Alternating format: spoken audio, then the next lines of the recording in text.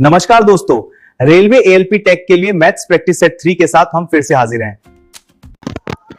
जय हिंद साथियों, और क्लासेज में आप सबका स्वागत है। तो चलिए मेरे भाई, हम फिर से कुछ क्वेश्चनों को हम समझाएंगे जो मेरे भाई पहले से पढ़े हैं, जिनका सिलेबस पूरा है उनको तो बिल्कुल समझ में आएगा। और ये क्वेश्चन अभी ग्रुप डी का पेपर हुआ है, उसमें जो जो क्वेश्चन पूछे गए हम डेली वहीं से उठा करके इन क्वेश्चन को रखते हैं और बताते हैं। तो चलिए, ये पहला क्वेश्चन देखिए, कह रहा है कि प्रति वर्ष साधारण ब्याज की एक निश्चित दर पर निवेश किया गया मूलधन 7 वर्षों में इतना रुपया। देखिए कैसे इसको हल करेंगे। 7 वर्षों में कितना मेरे भाई, कितना हो जाता है 7 वर्षों में? चलिए देखिए, 7 वर्षों में हो जाता है 14,522 रुपये। ठीक है, उसके बाद 11 वर्षों में, यहां लिख देंगे 11 वर्षों में कितना हो जाता है मेरे भाई? 18,906 रुपया हो जाता है। ठीक, तो कह रहा है कि निवेश किया गया मूलधन कितना है, मूलधन बताइए। तो पहले तो आप देखिए, ये 11 में से 7 गया, 4 वर्षों में 4 वर्षों का ब्याज निकालिए। 4 वर्षों का एसआई साधारण ब्याज कितना हो जाएगा? इसमें से इसको घटाइए, 6 में से 2 गया 4, और मेरे भाई 10 में से 2 गया 8 हो जाएगा, 9 में से 5 गया 4, और ये हो जाएगा मेरे भाई 7 में से 4 गया 4 3 7। ठीक है ना, ये कैंसिल। चलिए 1 वर्ष का ब्याज निकाल लीजिए। 1 वर्ष का ब्याज, साधारण ब्याज निकालिए, तो भाग देंगे, भाग दीजिए। 4 9 4 8 32 हो जाएगा मेरे भाई, 2 बचा 28, 4 7 28, 4 1 में 4, 871। ठीक है, देख लीजिए कहीं गलती हो रहा है क्या मेरे भाई? देखिए तो घटाइए, 6 में से 2 गया 4, यहाँ 10 में से 2 गया 8, यहाँ बचा मेरे भाई 8, 8 में से 5 गया 3, 8 में से 5 गया, 8 में से 5 गया 3। ठीक है ना, 8 में से 5 गया 3, और यहाँ बचा 8 में से 4 गया 4 होगा मेरे भाई, यहाँ थोड़ा सा गलती हो गया था। चलिए 4 से कटाइए, 4 1 में 4, 4 9 36, 2 बचा 4 6 24, यानी 1 वर्ष का ब्याज 1096 रुपया आ गया। तो ये मेरे भाई 1 वर्ष का ब्याज 1096 है। तो 7 वर्ष का ब्याज कितना हो जाएगा? 7 से इसमें गुणा कर दीजिए, 1096 में 7 से गुणा कीजिए, 7 6 42 4, और 7 9 63 4 67 हो जाएगा। ठीक है ना मेरे भाई, और 7 1 में 7, यानी 7672 रुपया हो जाएगा। 7 6 2 4 बचा, 9 7 63 63 4 67, और 7 1 में 7। चलिए, ये 4 वर्ष का निकल कर आ गया। तो अब ये 4 वर्ष में, ये ना मिश्रधन है ना, तो इस मिश्रधन में से इसको घटा देंगे मेरे भाई, तो मूलधन निकल जाएगा। तो घटा दीजिए, 14,522 में से 7660 घटा दीजिए। 2 में से 2 गया 0, 12 में 7 5 12, यहाँ कितना बचा 13, 13 में 6 गए 7 6 13। ठीक है ना मेरे भाई, 13 में से 7 गया 6, 67 50 मेरे भाई। देख लीजिए कहीं आंसर है 67 50। ये वाला आपका ऑप्शन नंबर डी सही होगा मेरे भाई। समझ में आ रहा है? ऐसे क्वेश्चनों को आप इसी प्रकार कीजिएगा, एकदम बिल्कुल क्वेश्चन आएगा। चलिए, तो अगला क्वेश्चन देखिए मेरे भाई, यहाँ घटाने पे गलती हुआ है। देखिए 2 में से जो 12 में से 7 7 5 12, और यहाँ 4 बटा 14 में से 6 8 होगा मेरे भाई यहाँ पे, और ये 13 में से 6850 होगा। ये वाला ऑप्शन नहीं होगा, ये वाला ऑप्शन होगा 6850 मेरे भाई। अगर मान लीजिए कि अगर वहां पर दर निकालना हो तो दर क्या करेंगे? और देखिए 6800, 1 वर्ष का ब्याज कितना है? 1096, अब बटा में मूलधन कितना है? 6850, गुणे 100 निकाल देंगे मेरे भाई, 16% दर आ जाएगा। इसको हल कर देंगे, 16% दर आ जाएगा। ठीक है मेरे भाई, चलिए अगला क्वेश्चन देखते हैं। चलिए देखिए इस क्वेश्चन को मेरे भाई, कह रहा है कि एक पतंग 75 मीटर की ऊंचाई पर उड़ रही है और डोर जमीन से 60 अंश का कोण बनाती है। तो डोर की लंबाई, देखिए ये कोई पतंग है, यहाँ पे पतंग उड़ रही है, देखिए यहाँ पे पतंग उड़ रहा है, और इस पतंग की ऊंचाई जो है ये 75 मीटर की ऊंचाई पर ये उड़ रही है। बताइए, पतंग उड़ रहा है 75 मीटर की, और इसकी डोरी यही ना होगा मेरे भाई, यही डोरी है। इस डोर की लंबाई पूछ रहा है और इसका कोण दे दिया है 60 अंश पे, क्या हो रहा है? उड़ रहा है। चलिए अब देखिए 60 के सामने क्या होता है? √3, और 30 के सामने कितना होता है मेरे भाई? ये 30 के सामने 1, 30 के सामने 1, और इसका मान √2 हो जाता है, इसका मान होता है ना, यही ना डोर की लंबाई है। तो चलिए 60 के सामने कड़ी में 3, तो कड़ी में 3 का मान दे दिया कितना? 75।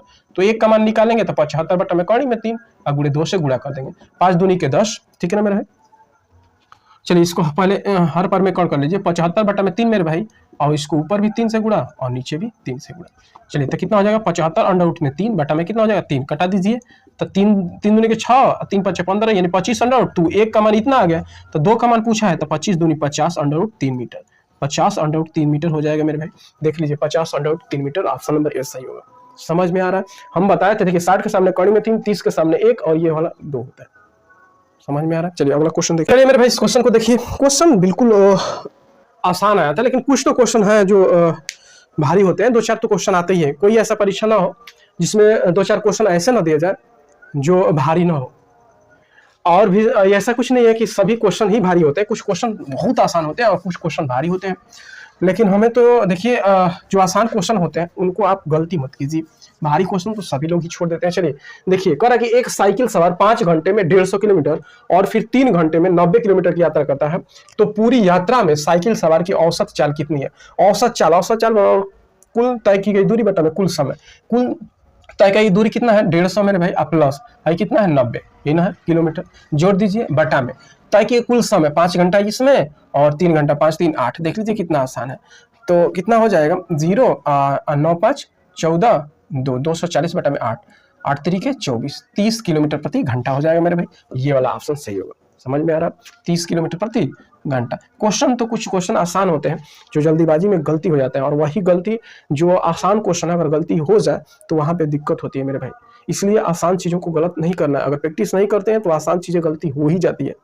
भारी क्वेश्चन तो सभी लोग छोड़ेंगे क्योंकि टाइम नहीं रहता है, लेकिन आसान क्वेश्चन गलती नहीं करना, वही जिसका सही हो जाता है, बचते हैं, वही हो पाते हैं। तो चलिए अगला क्वेश्चन देखते हैं। देखिए मेरे भाई क्वेश्चन नंबर 4 कह रहा है कि एक त्रिभुज की भुजाओं की लंबाई 13 सेंटीमीटर, 14 सेंटीमीटर और 15 सेंटीमीटर है, तो त्रिभुज का क्षेत्रफल ज्ञात कीजिए। इसको कैसे हल करेंगे मेरे भाई? देखिए अब तो ये विषमबाहु त्रिभुज है, तो हीरो सूत्र का प्रयोग कर दीजिए, अर्ध परिमाप पहले निकाल दीजिए, सभी को जोड़ दीजिए, 13 + 14 + 15 और बटा में कितना हो जाएगा मेरे भाई? 2।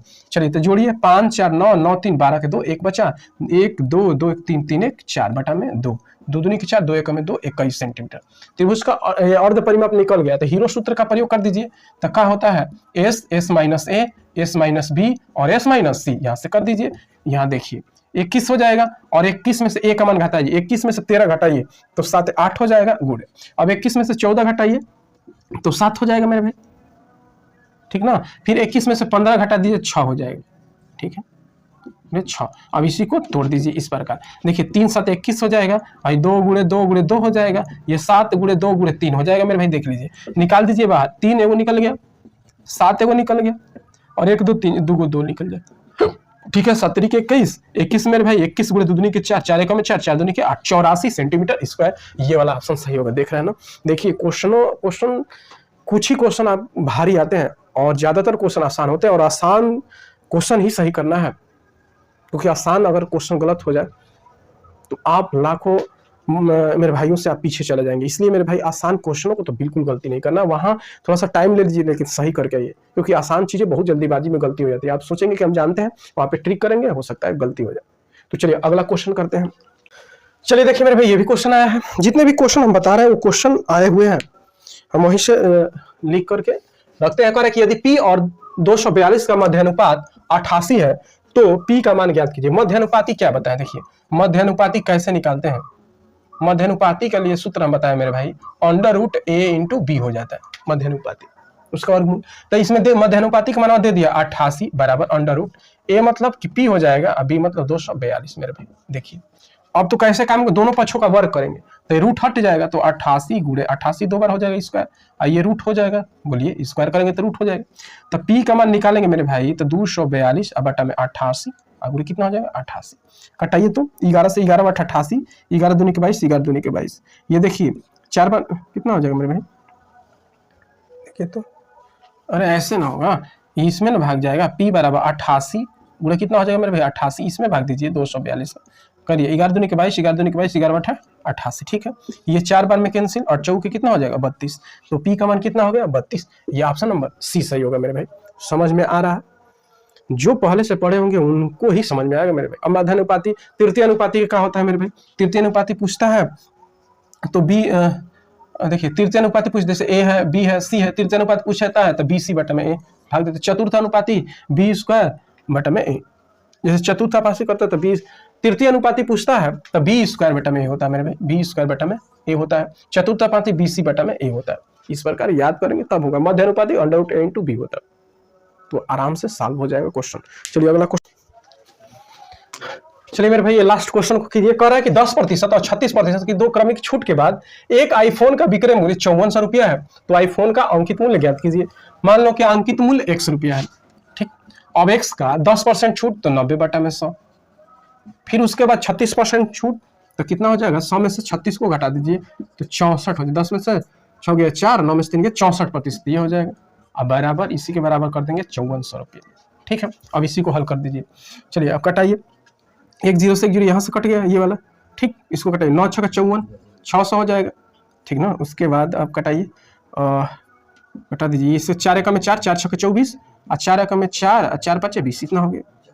चलिए फिर इसको कटा दीजिए, कटाइए, 4 के 16, ये 25 बार में कैंसिल हो जाएगा, ठीक।